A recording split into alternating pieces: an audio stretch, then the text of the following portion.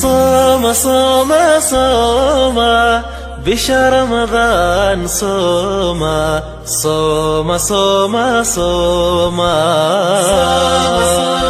صوم بشهر رمضان صوم صوم صوم. asalaamu calaykum waraxmatullaahi wabarakaatu. Isku day in aad iska dhowrtid shantan waxyaabood si aad uga hortagto caafimaad darro. 1. Sigaar cabista. 2. Jimicsi la'aanta ama aalamiinta la'aanta. 3. Inaad cayisho ama uu miisaankaagu aad u kordho. 4. Cabista alkoolada iyo cunnada badan.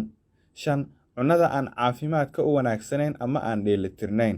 Qodobadani waxaa lagu soo qaatay daraasad cusub oo lagu falanqeeyay ka fogaanshaha shantaasi shay, fursadda ay aadanaha u siin karaan nolol waqti dheer ah oo ay kaga fogaan karaan cudurrada dilaaga ah sida macaanka ama sonkorta, wadna xanuunka, dhiig-karka, kansarka iyo cudurrada kale ee markaasi halista ah.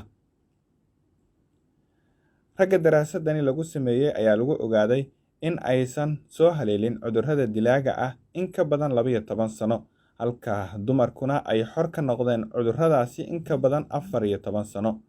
Dadka joogteeya ka fogaanshaha sigaarka, ilaalinta miisaanka, iyo sidoo kale ka fogaanshaha cabista alkoolada, cunnada badan ee aan dheelitirnayn iyo jimicsiga oo markaasi ugu yaraan 30 daqiiqo maalintii ay ka badiyaan ay markaasi cudurrada kale ay ka badbaadayaan sonkorta ama macaanka, dhiig-karka, wadna xanuunka iyo sidoo kale kansarka iyo cudurrada kale. Haddaba haddii aan nahay bulshada Soomaaliyeed, cudurrada innaga ayaa gacmaheena ku samaysana oo waxaa arkaysaa qof waxyaabo badan oo caafimaadkiisaan u wanaagsanayn haddana caado ka dhigtay oo joogteeya. Waxaan rajeynayaa in talooyinkan idin anfici doonaan.